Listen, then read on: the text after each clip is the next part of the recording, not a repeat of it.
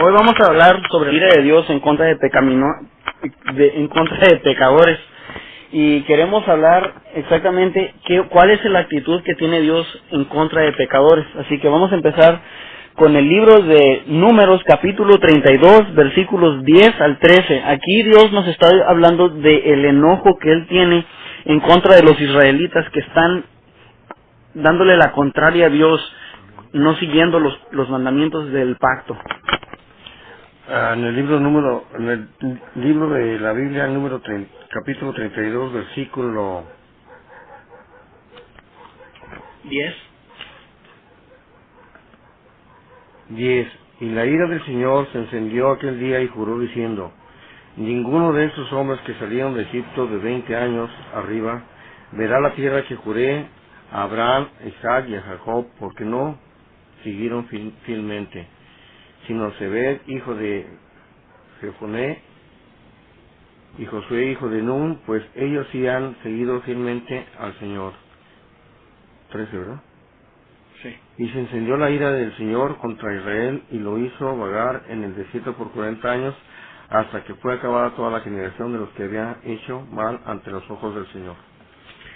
Otro pasaje que habla sobre la ira de Dios es en la Biblia, obviamente, el libro de Romanos, capítulo 9, versículo 22.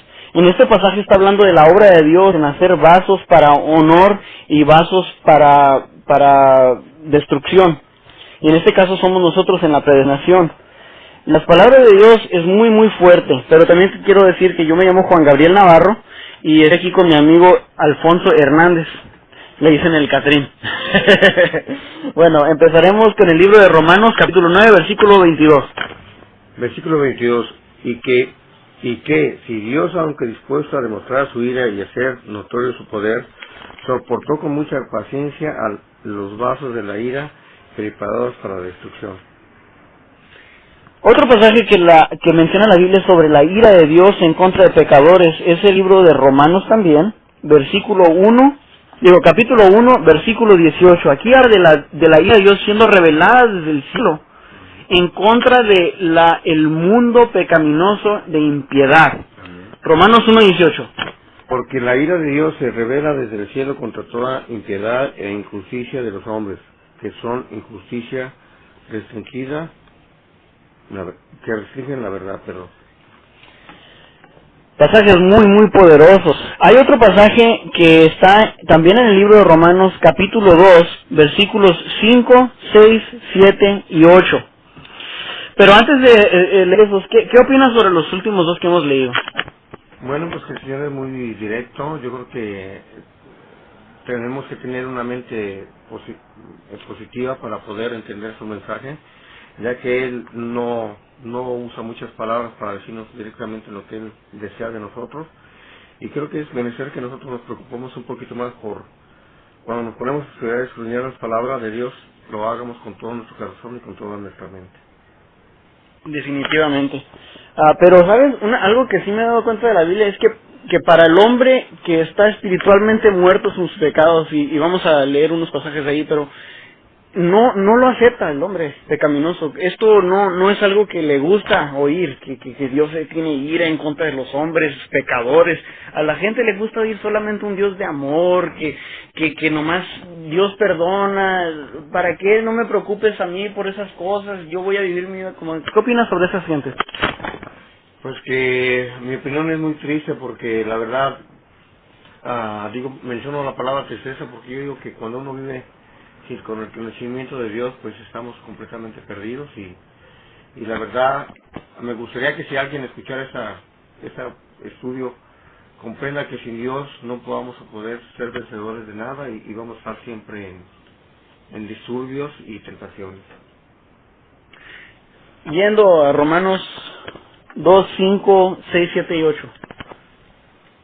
Mas por causa de la tempestad y de tu corazón no arrepentido, estás acumulando ira para ti en el día de la ira y de la revelación del justo juicio de Dios, el cual pagará a cada uno conforme a sus obras.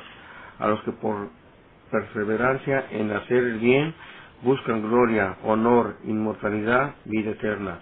Pero los que son ambiciosos y no obedecen la verdad, sino que obedecen la injusticia, ira e indignación, habrá tribulación y angustia para toda alma humana que hace lo malo, del juicio primeramente y también del riesgo.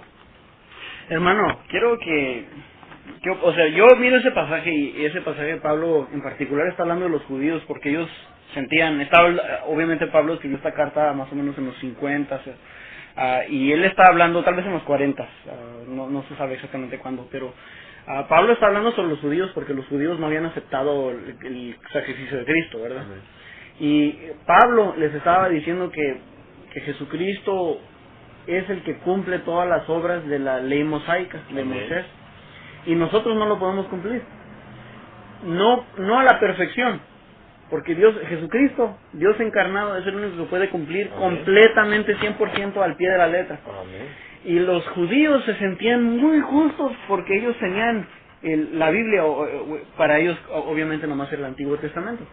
Ellos leían eso y ellos ya se creían justos porque ellos tenían las Santas Escrituras, tenían el Templo de Salomón, tenían el Arca del Pacto, etcétera, etcétera, y ya se creían justos, que ya iban a ir al cielo, bueno, que ya iban a iban a estar bien en los ojos de Dios. ¿Qué opinas sobre eso? Porque tristemente vuelvo a repetir, no sé por qué menciono la palabra tristeza, será que yo siento mucha tristeza porque cuando uno lee y escucha estas palabras de esas gentes, pues nos damos cuenta que en realidad estaban ciegos de la verdad y que se dedicaban nada más a creer en lo que ellos creían quizás para su conveniencia, y la verdad que triste porque no creo que podamos verlos allá en el reino de Dios. Fíjate que me encanta lo que acabas de decir que estaban cegados de la verdad. En 2 Corintios 3:16, sí, creo que es en 3:13 o 3:16, ahorita lo buscamos. Menciona que los que están leyendo el Antiguo Testamento, el pacto antiguo de Moisés, lo leen con un velo cubriéndole los ojos. Es exactamente lo que dijo Pablo en Corintios. O sea, que no estaban viendo nada. No, y luego hay otro pasaje, porque también mencionaste que ellos quieren hacer las cosas como a ellos les conviene.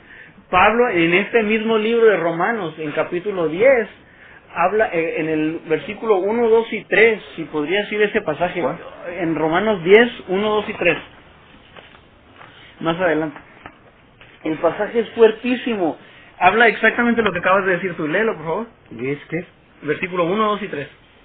Hermanos, el deseo de un corazón y mi oración a Dios por ellos es para su salvación, porque yo testifico a su favor de que tienen celo de Dios, pero no conforme a un pleno conocimiento, pues desconociendo la justicia de Dios y procurando establecer la suya propia, no se sometieron a justicia de Dios.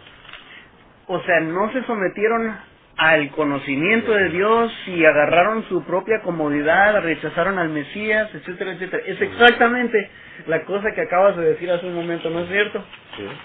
Fíjate, hay otro pasaje que habla sobre la ira de Dios. Otra cosa, en Romanos 2, también nos decía algo. Decía que los que estaban rechazando al Mesías, o sea, los judíos, ellos estaban juntando la ira de Dios, o sea, la ira de Dios estaba metiendo todavía más fuerte sobre ellos por rechazar al Mesías.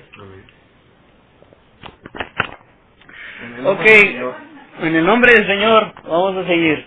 El calor. También en el libro de Juan, capítulo 3, versículo 36. Pero tenemos el romano, ¿no? Sí, es más atrás. Está romano, pero Juan es más atrás. Oh, sí.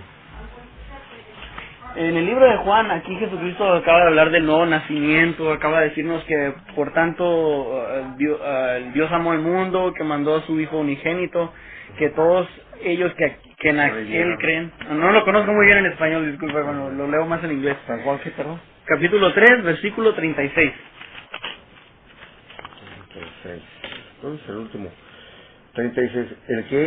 El que cree en el Hijo tiene vida eterna, pero el que no obedece al Hijo no verá la vida, sino que la ira de Dios permanecerá sobre él. O sea, permanece sobre nosotros la ira de Dios si leemos. ¿Cómo que permanece? ¿Qué significa esto de permanecer? Eso significa que ya la teníamos. Antes de leer este texto, uno ya tiene la ira de Dios, pero el rechazarlo, permanece la ira de Dios sobre de nosotros. Otro pasaje muy bonito es bueno, no tan bonito para nosotros, ¿verdad? Pero para la ira de Dios. Ok, vamos a empezar en el libro de Apocalipsis, capítulo 6, versículo 16. Habla aquí sobre la condenación, la ira de Dios en contra de algunos que están pidiéndole a los montes que se caigan encima de ellos para no sufrir la ira de Dios. Prefieren capítulo 6, versículo 16. Es muy fuerte eso. ¿Qué opinas sobre lo que vamos a leer? 16 y 17, ¿verdad? Sí. Bueno, mi opinión respecto a eso la quisiera decir después de leer este mensaje. Y decía, a los montes y a las peñas cae sobre nosotros y escondernos de la presencia del que está sentado en el trono y de la ira del Cordero, porque ha llegado el gran día de la ira de ellos, ¿y quién podrá sostenerse? Pues mi opinión es que sabemos que si no respetamos los mandamientos del Señor y todo lo que nos da por medio de su Escritura, pues vamos a seguir sufriendo y vamos a seguir pasando las mismas situaciones que pasaron nuestros tristes hermanos de nuestro de los que vivieron con el Antiguo Testamento, porque como acabas de mencionar hace rato, el Señor dio su vida para que nosotros por medio de ella fuéramos salvados, pero tenemos que disciplinarnos a sus mandamientos para poder ser dignos de merecer ese premio. Sí, definitivamente. Hay otro pasaje que habla sobre la ira de Dios y está en el libro de Números capítulo 16, versículo 46. Números capítulo 16, versículo 46. En este pasaje nos está explicando Dios, o Moisés por medio de la Biblia, Dios por medio de Moisés, que la expiación del cordero, cuando el sacerdote tenía que matar el cordero, él estaba ¿cómo se dice? Chorreando la sangre del cordero encima del arca del pacto para poder consumir la expiación, o sea, la muerte del cordero, para que Dios aceptara ese sacrificio y Dios no castigara a los israelitas con su propia ira en contra de ellos. Léalo, hermano. Número 16, 46. Y Moisés le dijo a Aarón, toma tu incienso y pon en el fuego del altar y echa incienso en él. Tráelo entonces pronto a la congregación y haz expiación por ellos, porque la ira ha salido de la parte del Señor, la plaga ha comenzado. Fuertísimo ese pasaje. ¿Qué opinas sobre ese pasaje, hermano? ¿Y de quién es esa ira? Pues de nuestro Señor, nuestro Creador, indiscutiblemente. ¿Estarías de acuerdo conmigo que la expiación máxima es la de Cristo? Amén. Y la expiación de Él está pagando por nuestros pecados, Amén, pasados, presentes y futuros. amén. Y que esa expiación está pagando por nuestros pecados para que la ira de Dios no caiga sobre Amén. nosotros. Estoy de acuerdo. Es fuertísimo eso. Y hay otros pasajes. Hay uno, por ejemplo, en Efesios capítulo 2. Creo que tú y yo, hermano, el otro día estábamos hablando sobre ese pasaje. Y está hablando de que cuando nosotros, o sea, la Biblia habla de dos clases de gente, ¿verdad? Habla de los que son cristianos o creyentes, seguidores de Dios, y los que no son seguidores de Dios. Y los describe de diferentes formas. Habla de las ovejas, no sé cómo le dicen a los goats en inglés, a los que no van a ser salvos, le dicen the sheep and the goats en inglés. Los ovejas y Las ovejas descarriadas. Bueno, pero no sé cómo se dice en español exactamente, pero también habla de los creyentes como hijos de Dios adoptivos. Pero la Biblia también tiene designación para los que no son creyentes, los que no han nacido de nuevo. Habla de ellos como estando espiritualmente muertos. Pero los cristianos o los seguidores de Dios les dicen espiritualmente vivos. Por eso nacen de nuevo, porque nacen de nuevo para ser espiritualmente vivos. Pero la Biblia dice en Efesios 2 que nosotros, antes de ser salvos, o sea, antes de tener fe en Jesucristo y haber arrepentido de nuestros pecados, dice que nosotros éramos hijos de ira. Amén. Fuertísimo. Léelo, por favor, hermano. ¿Los qué? Capítulo 2, versículo 1. Hasta el 4. Y Él os dio vida a vosotros que estáis muertos en vuestros delitos y pecados, en los cuales anduvisteis en otro tiempo, según la corriente de este mundo, conforme al príncipe de la potestad del aire, el espíritu que ahora opera en los hijos de desobediencia, entre los cuales también todos nosotros en otro tiempo vivíamos, en las pasiones de nuestra carne, satisfaciendo los deseos de la carne y de la mente, y éramos por naturaleza hijos de ira, lo mismo que los demás. Fuertísimo, ¿no? No lo que se te da. Hasta el 3 estamos bien. Habla de que nosotros, antes de ser salvos, éramos hijos de ira. Amén. Que no éramos entregados a los deseos de la carne y los deseos de la mente, que eran también carnales. Fíjate, hay un pasaje de la Biblia en el libro de Juan, hermano. Creo que está en el versículo 44, si me acuerdo bien. Pero habla donde Jesucristo está hablando de que si uno cree en Él, porque Jesucristo es la verdad, dice que el que cree en Él tiene la verdad, y los que están en la verdad tienen libertad. ¿Sí me explico? Sí. Comenta sobre ese pasaje, hermano. Bueno, así hermano. Bueno, hermano, pues es que ese pasaje nos enseña muchas cosas, y lo principal es que nosotros cuando nos sentemos a leer su palabra, ¿verdad?, podamos aquilatar todo lo que podamos en nuestra mente para que lo tengamos presente y así podamos seguir viviendo una vida santa, porque es lo que el Señor, nuestro Señor Jesús, quiere, que nosotros seamos santos para que podamos estar ante su presencia.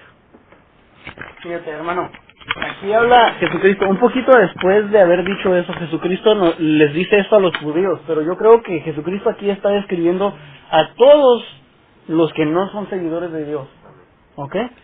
En Juan capítulo 8, versículo 88, leyendo la Biblia de las Américas que hemos estado citando, dice: sois de vuestro padre el diablo, y queréis hacer los deseos de vuestro padre. Él vive desde el principio y no se ha mantenido en la verdad, porque no hay verdad en él. Cuando habla mentira, habla de su propia naturaleza, porque es mentiroso y el padre de la mentira. Que yo digo la verdad, ¿no me creéis? ¿Quién de vosotros me prueba que tengo pecado? Y si digo verdad, ¿por qué vosotros no me creéis? El que es de Dios escucha las palabras de Dios.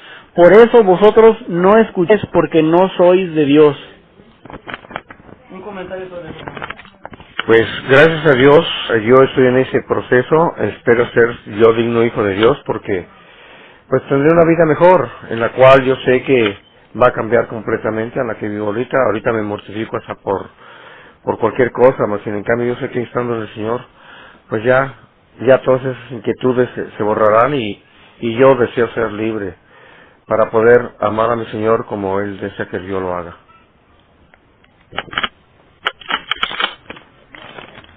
Fíjate, hermano, hay un pasaje de la Biblia que habla sobre siendo esclavos del pecado. ¿Sí conoces ese pasaje? Creo que ya lo he oído. Creo que es creo que en el mismo capítulo que estamos leyendo en este momento. ¿Juan? Sí, en el capítulo 8 de Juan. Versículo, no me acuerdo exactamente, espera un momento. Bueno, ya encontré el pasaje.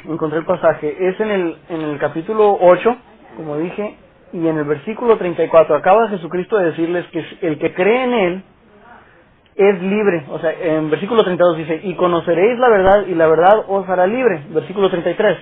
Ellos le contestaron: somos descendientes de Abraham, y nunca hemos sido esclavos de nadie. ¿Cómo dices tú, seréis libres? Jesús les respondió: en verdad os digo, que todo el que comete pecado es esclavo del pecado. Qué fuertísimo ese pasaje, hermano, por favor. Pues sí, efectivamente, como dice, hermano, pues sí es fuerte, pero yo creo que debemos de sentirnos orgullosos y felices de que Él nos reprenda, porque eso demuestra que nos ama. Y si nos habla con fuerza, con dureza, pues yo creo que ese es un buen síntoma para que nosotros podamos enderezar nuestro camino y hacer las cosas que de veras Él quiere que hagamos.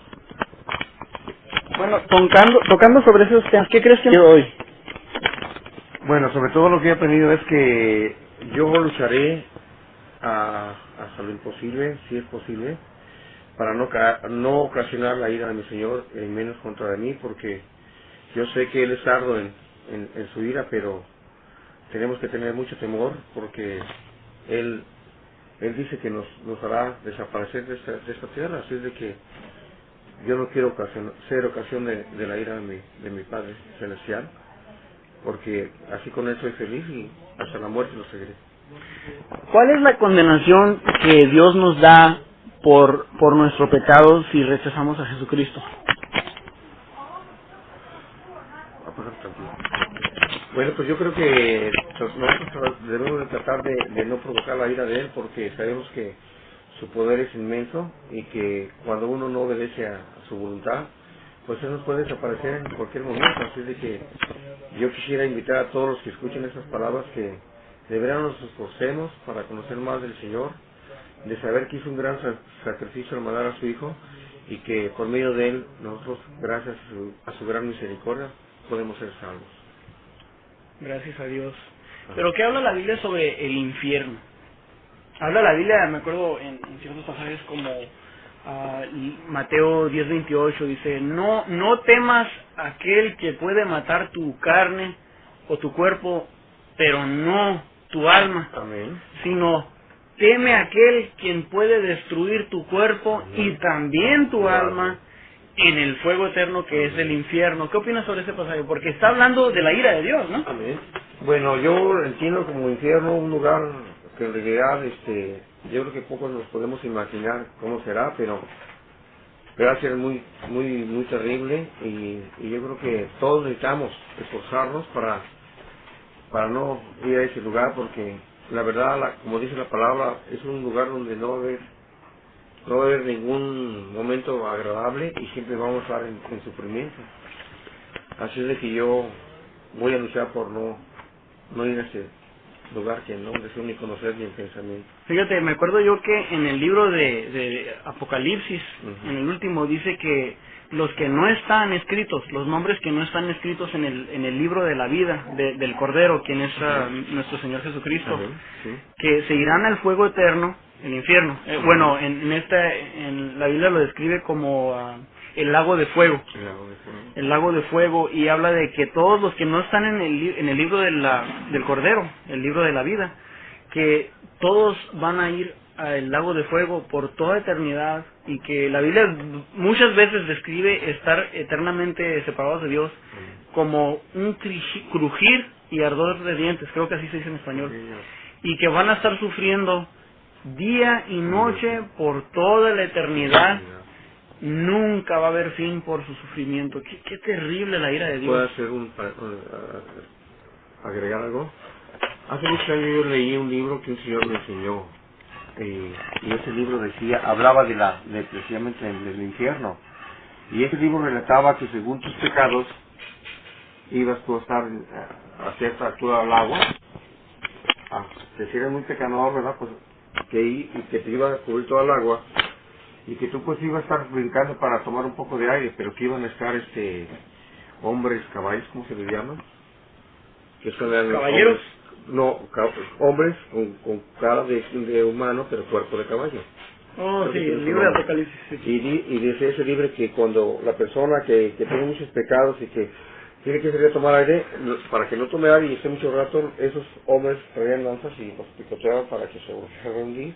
Así es de que digo, hey, qué imagen nos da Dios, ¿verdad? Qué imagen. Bueno, la verdad ese libro no sé si era de la Biblia, porque creo que no era de la Biblia, era un libro, pues me acuerdo, es que hace ya muchos años, yo creo que no tenía ni los... Pero lo que sí podemos agarrar de eso es que la idea que podemos sacar de eso puede ser de Dios, de que el castigo de Dios no es algo que nosotros podemos alejarnos, controlarlo, decirle, no, ahora ya me rindo, Dios, no.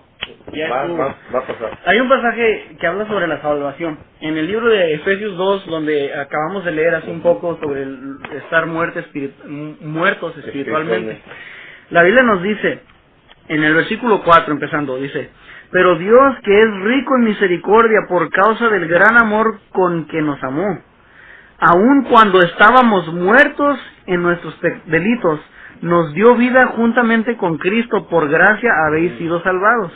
Y con Él nos resucitó y con Él nos sentó en los lugares celestiales en Cristo Jesús, a fin de poder mostrar en los siglos venideros las abundantes riquezas de su gracia por su bondad para con nosotros en Cristo Jesús. Porque por gracia habéis sido salvos por medio de la fe, y esto no de vosotros, sino es don de Dios, no por obras para que nadie se gloríe, porque somos hechura suya, creados en Cristo Jesús para hacer buenas obras, las cuales Dios preparó de antemano para que anduviéramos en ellas. Amén. Yo lo que agarro de este pasaje, hermano, es que, y corrígeme si estoy mal, hermano, yo lo que agarro de este pasaje es que cuando yo esté enfrente del Padre, en el juicio final, Él no me va a mirar por mis propias obras, porque no es por obras, sino Él me va a mirar simple y sencillamente por las obras de Jesucristo y por la fe que yo tengo en Él, que Dios me dio también. Dios también me dio la fe. Así que yo me arrepiento de mis pecados, y esa fe arrepentida que tengo yo de mis pecados, se la entrego a Dios, y en base de esa fe, y solamente esa fe, me salva. Y el resultado de esa salvación, Dios me prepara mi voluntad para hacer buenas obras, para servirlo a Él. ¿Qué opinas tú sobre eso, hermano? Hermano, pues yo qué te puedo decir, hermano, que tenemos que, no cabe duda que tenemos que escudriñar más la palabra, las santas escrituras, y sobre todo creo que en el libro del Nuevo Testamento, empezando desde Mateo, creo que viene una información increíble que si no la leemos no nos vamos a enterar. Entonces, vuelvo a lo de hace rato, si no leemos la Biblia, no la estudiamos, vamos a andar con un velo en nuestros ojos que no nos va a dejar ver la verdad.